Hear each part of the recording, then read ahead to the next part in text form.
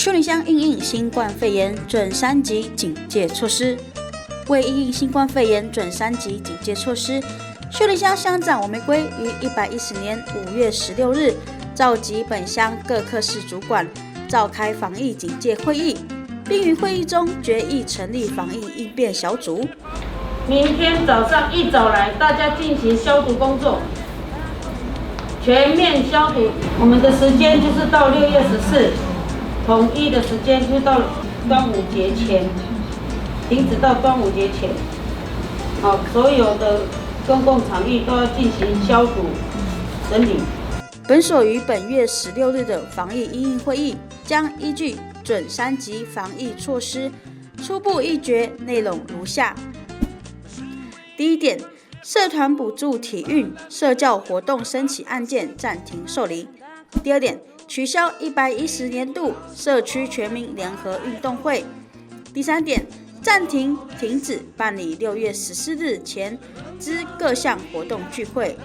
如与民有约、篮球联赛、传统射箭竞赛、槌球比赛等各项活动，视疫情状况调整办理方式与期程。第四点，公有设施，如活动中心、多功能集会所、收容站及老人馆，一律暂停租借；文件站一律停站至6月14日止。第五点，本所办公空间采单一入口进出，且需佩戴口罩，量测体温，保持社交距离，并落实人流管制与实联制。第六点，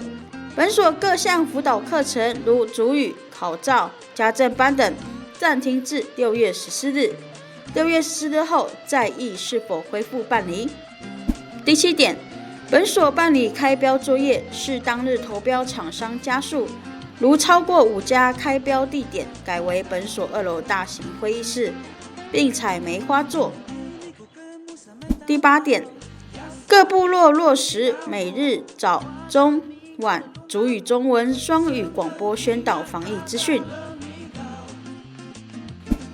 第九点，本所管理之公益教室、太鲁阁族文创产业园区、布拉旦文史馆、媒体宣传组及本所文光课2楼等5处，作为本所异地办公之驻点。第10点，本所各项产业行销活动延期办理，举办日期将另行通知。感谢乡亲的配合，多一份防范，少一份风险，让我们一起守护美丽的家园，保护自己，也保护别人。秀林乡公所关心您。